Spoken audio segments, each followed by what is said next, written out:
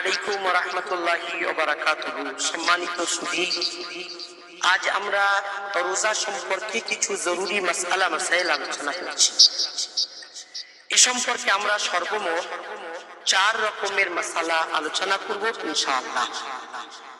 আমরা প্রথমে আলোচনা করব এমন কিছু কাজ আছে রোজা অবস্থায় যেগুলি করলে রোজা নষ্ট হয় না এবং তাতে কোনো আপত্তি নেই, কিন্তু আমরা সাধারণ মানুষ দ্বিধাগ্রস্ত হয়ে যাই, কি জানি রোজা নষ্ট হলো কিনা। এ সম্পর্কে আমরা সর্বপ্রথম আলোচনা করব। তারপর দ্বিতীয় নম্বরে আমরা আলোচনা করব এমন কিছু কাজ আছে যেগুলি রোজা অবস্থায় করলে রোজা মাকরুহ হয়, অর্থাৎ তাতে আপত্তি আছে কিন্তু রোজা নষ্ট হয় না। তারপর তৃতীয় নম্বরে আমরা আলোচনা করব এমন কিছু কাজ আছে রোজা অবস্থায় যেগুলি করলে রোজা ভেঙে যায়, ওই একটি রোজার বদলায় রমজানের বাইরে এসে আর একদিন রোজা কাজা আদায় করে দিতে হয়।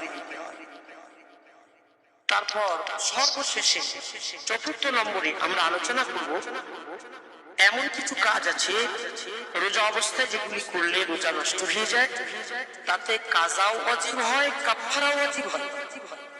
কাজা বলতে তো আমরা সকলেই জানি, ওই একটা রোজার বদলায় রমজানের বাইরে একদিন রোজা রাখতে হয়, এর নাম হলো কাজা আদায় করা।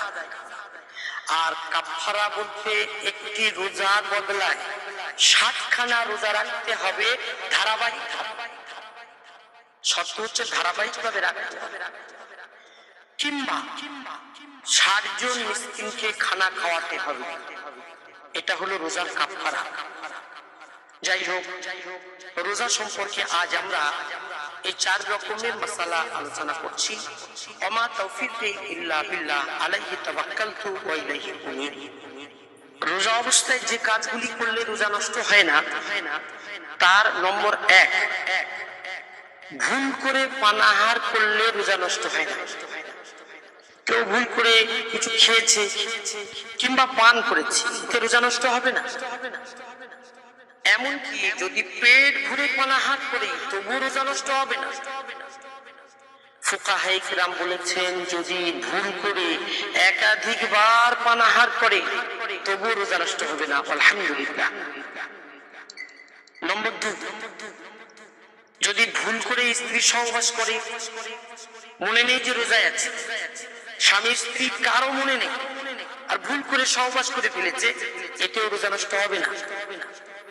নম্বর 3, রোজা অবস্থায় তেল লাগালে রোজা নষ্ট হয় না।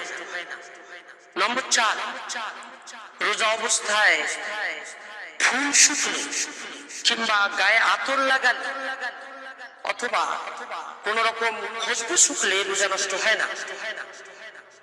নম্বর 5, চোখের সুরমা দিলে রোজা নষ্ট হয় না। সুরমা লাগানোর পর থুতু কিংবা সর্দির সাথে সুরমা দেখা গেলেও রোজা নষ্ট হয় না। নম্বর 6, রোজা অবস্থায় গলা দিয়ে মাছি মশা ভিতরে প্রবেশ করলে রোজা নষ্ট হয় না। নম্বর 7, গলা দিয়ে ধুলোবালি পেটে প্রবেশ করলে রোজা নষ্ট হয় না। নম্বর 8, ধূপের ধোঁয়া ভিতরে প্রবেশ করলে রোজা নষ্ট হয় না। তবে মনে রাখা দরকার, যদি কেউ ইচ্ছাকৃত ভাবে ধূপের ধোঁয়া গ্রহণ করে তাহলে রোজা নষ্ট হয়ে যাবে। নম্বর 9, থুতু গিলে নিলে রোজা নষ্ট হয় না। নম্বর 10, নিজের লালা গিলে নিলে রোজা নষ্ট হয় না। নম্বর 11, রোজা অবস্থায় মিসওয়াক করা সুন্নাত। অতএব যদি তাজা নিমের মিসওয়াক দুপুরের পরও যদি খালি পেট অবস্থায় ব্যবহার করে, এতে কোনো আপত্তি নেই, যদিও তাতে নিমের তিতো ভাব অনুভব হয়, তবুও তাতে কোনো আপত্তি নেই। নম্বর 12, অনিচ্ছাকৃত ভাবে বমি হলে রোজা নষ্ট হয় না। অনিচ্ছাকৃত ভাবে যদি মুখ ভরেও বমি হয়, এতেও কোনো আপত্তি নেই। তবে স্বেচ্ছায় যদি মুখ ভরে বমি করে তাহলে রোজা নষ্ট হয়ে যাবে। হ্যাঁ, যদি কেউ স্বেচ্ছায় বমি করে আর অল্প বমি করে, অর্থাৎ মুখ ভরে বমি না করে, তাহলে রোজা নষ্ট হবে না। অনিচ্ছাকৃত ভাবে বমি এসে যদি আবার ভিতরে চলে যায়, তাহলে রোজা নষ্ট হবে না। হ্যাঁ, স্বেচ্ছায় যদি ভিতরে গিলে নেয়, তাহলে রোজা নষ্ট হয়ে যাবে। নম্বর 13, দুঃস্বপ্ন হলে রোজা নষ্ট হয় না।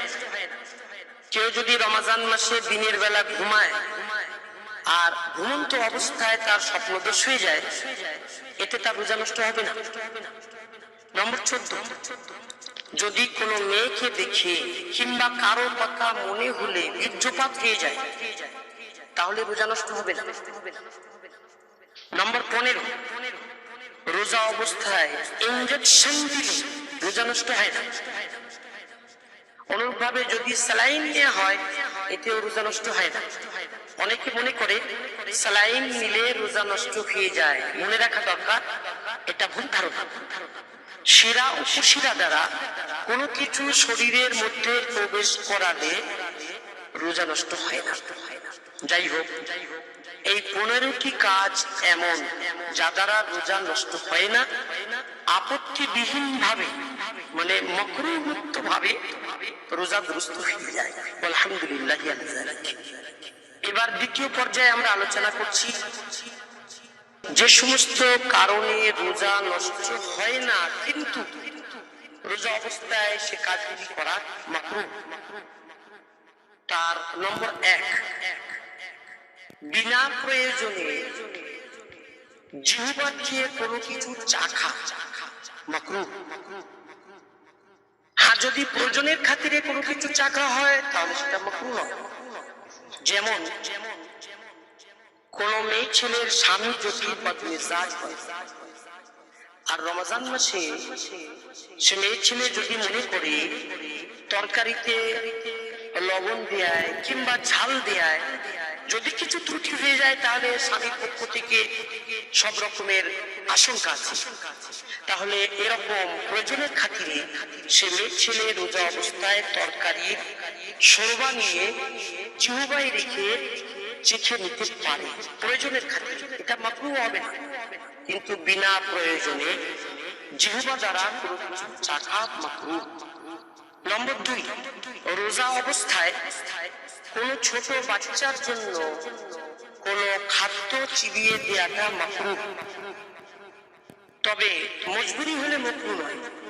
মজবুরি বলতে যেমন বাচ্চা যে খাদ্য খায়, কোনো কারণে সে সেটা চিবাতে পারে না, তাহলে এরূপ মজবুরি পরিস্থিতিতে বাচ্চার জন্য সেটা চিবিয়ে দেয়া জায়েজ আছে, এতে মাকরুহ হবে না। কিন্তু বিনা প্রয়োজনে ছোট বাচ্চার জন্য খাদ্য চিবিয়ে দেয়াটা মাকরুহ। নম্বর 3, রোজা অবস্থায় কয়লা দিয়ে দাঁত মাজা মাকরুহ। অনেকের অভ্যাস আছে কয়লা দিয়ে দাঁত মাজা। রোজা অবস্থায় এভাবে কয়লা দিয়ে দাঁত মাজা ঠিক নয়। নম্বর 4, রোজা অবস্থায় কোন রকম মাজন, টুথপেস্ট কিংবা কোলগেট দিয়ে দাঁত মাজাটা মাকরুহ। এসব থেকে পরহেজ করা দরকার। নম্বর 5, রোজা অবস্থায় গুল মাজা মাকরুহ তাহরিম। অনেকের অভ্যাস আছে গুল মাজা। যদি গুল মাজে আর কোনো কিছু পেটের ভিতরে চলে যায়, তাহলে রোজা নষ্ট হয়ে যাবে। আর যদি পেটের মধ্যে চলে না যায়, তাহলে রোজা তো নষ্ট হবে না, কিন্তু এভাবে রোজা অবস্থায় গুল মাজাটা মাকরুহ তাহরিমি হবে। মাকরুহ তাহরিমি মানে হারামের কাছাকাছি। নম্বর 6, যদি শেষ পর্যন্ত স্ত্রী সহবাস করে বসবে কিংবা বীর্যপাত ঘটে যাবে এমন আশঙ্কা থাকে, তাহলে রোজা অবস্থায় নিজের স্ত্রীকে চুম্বন করাটা মাকরুহ। আর যদি এরকম আশঙ্কা না থাকে, তাহলে কোনো অসুবিধা নেই, জায়েজ আছে। যেমন কোনো মানুষ যদি বৃদ্ধ হয় কিংবা নিজের উপর এতটা কন্ট্রোল আছে যে স্ত্রী সহবাস করে বসবে না কিংবা বীর্যপাত হবে না, তাহলে রোজা অবস্থায় নিজের স্ত্রীকে চুম্বন করতে পারে। আর এতটা কন্ট্রোল না থাকলে রোজা অবস্থায় নিজের স্ত্রীকে চুম্বন করাটা মাকরুহ। নম্বর 7, রমজান মাসে দিনের বেলা দাঁত তোলা জায়েজ আছে, তবে অপরিহার্য কারণ ছাড়া রোজা অবস্থায় দাঁত তোলা মাকরুহ। কেননা হতে পারে ঔষধ কিংবা রক্ত গলা দিয়ে পেটে প্রবেশ করবে, আর এতে রোজা নষ্ট হয়ে যাবে। তাই অপরিহার্য কারণ ছাড়া রোজা অবস্থায় দাঁত তোলা মাকরুহ। এবার তৃতীয় পর্বে আমরা ওই সমস্ত মাসআলাগুলি আলোচনা করছি যাতে রোজা নষ্ট হয়ে যায়, অর্থাৎ যে কাজগুলি করলে রোজা ভেঙে যায় এবং ওই একটি রোজার বদলায় রমজানের বাইরে একদিন রোজা আদায় করে দেওয়াটা ওয়াজিব হয়। নম্বর 1, মুখে পান ইত্যাদি কোন খাবার জিনিস রাখা অবস্থায় সুদে সাদিক হলে রোজা নষ্ট হয়ে যায়। কেউ যদি মুখে পান রাখে কিংবা অন্য কোনো খাবার জিনিস রাখে আর এই অবস্থায় ঘুমিয়ে পড়ে, আর যখন ঘুম থেকে উঠছে তখন সুদের সাদিক হয়ে গেছে, সকাল হয়ে গেছে, অটোমেটিক রোজার সময় শুরু হয়ে গেছে, তাহলে তার রোজা নষ্ট হয়ে যাবে। ওই দিন তার আর রোজা হবে না। সে সারাদিন রোজাদারদের মতো না খেয়ে থাকে, তবে ওই রোজার বদলায় রমজানের বাইরে একটি দিন কাজা আদায় করে দেয়া তার উপর ওয়াজিব। নম্বর 2, ইচ্ছাকৃতভাবে ধূপের ধোঁয়া গ্রহণ করলে রোজা ভেঙে যায়। আমরা এর আগে বলেছি অনিচ্ছাকৃতভাবে ধূপের ধোঁয়া ভিতরে চলে গেলে রোজা নষ্ট হয় না, কিন্তু ইচ্ছাকৃতভাবে ধূপের ধোঁয়া নিলে রোজা নষ্ট হয়ে যায়। নম্বর 3, কানে তেল দিলে রোজা নষ্ট হয়ে যায়। নম্বর 4, নাকে ঔষধ দিলে রোজা নষ্ট হয়ে যায়। নম্বর 5, দাঁতের রক্ত থুতুর সাথে গিলে নিলে রোজা নষ্ট হয়ে যায়। তবে মনে রাখা দরকার, রক্তের পরিমাণ যেন থুতুর সমান কিংবা থুতুর থেকে বেশি হয়। যদি সামান্য রক্ত থুতুর সাথে গিলে নেয় তাহলে রোজা নষ্ট হবে না। নম্বর 6, আমরা এর আগে জেনেছি রোজা অবস্থায় ভুল করে পানাহার করলে রোজা নষ্ট হয় না, কিন্তু কেউ যদি ভুল করে কিছু খেয়ে ফেলে আর তারপরে মনে করে যে আমার রোজা নষ্ট হয়ে গেছে, এরূপ মনে করে যদি তারপর স্বেচ্ছায় পানাহার করি তাহলে তার রোজা নষ্ট হয়ে যাবে। ওই দিন আর তার রোজা হবে না। ওই রোজার বদলায় রমজানের বাইরে একদিন কাজা আদায় করে দেওয়া তার উপর ওয়াজিব। নম্বর 7, রোজা অবস্থায় হস্তমৈথুন করে বীর্যপাত করলে রোজা নষ্ট হয়ে যায়। ওই রোজার কাজা আদায় করা ফরজ। নম্বর 8, রমজান মাসে কেউ যদি বিনা ওজরে রোজা না রাখে, আমরা জানি তাহলে এটা হবে হারাম এবং গুনাহে কবিরা। ওই একটি রোজার জায়গায় রমজানের বাইরে একদিন কাজা আদায় করা তার উপর ওয়াজিব। যাই হোক, এই 8টি কারণে রোজা নষ্ট হয় এবং রমজানের বাইরে কাজা আদায় করাটা ওয়াজিব।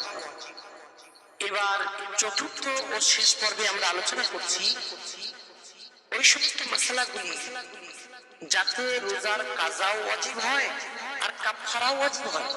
আমরা ইতিপূর্বে বলেছি কাফারা মানে একটা রোজার বদলায় 7খানা রোজা রাখা ধারাবাহিক ভাবে, কিংবা 60 জন মিসকিনকে খানা খাওয়ানো।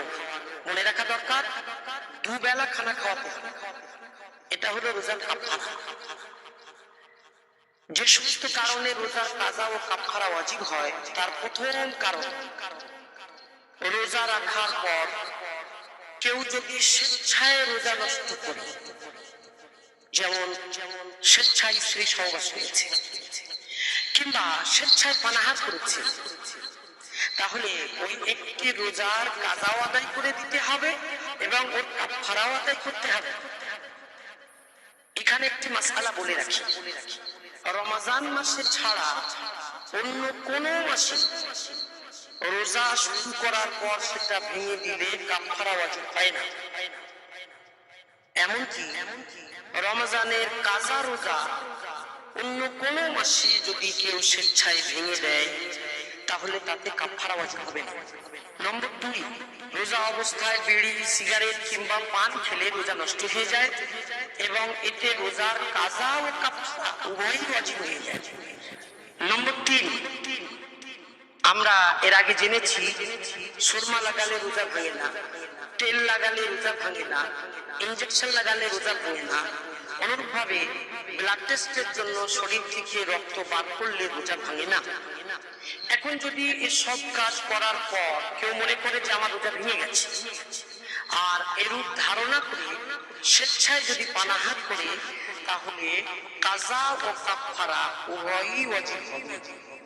সম্মানিত দর্শক, যাই হোক, পর্যন্ত আমরা আজকের মতো রোজা সম্পর্কে বিভিন্ন জরুরি মাসলা মাসাইলের আলোচনা সমাপ্ত করছি।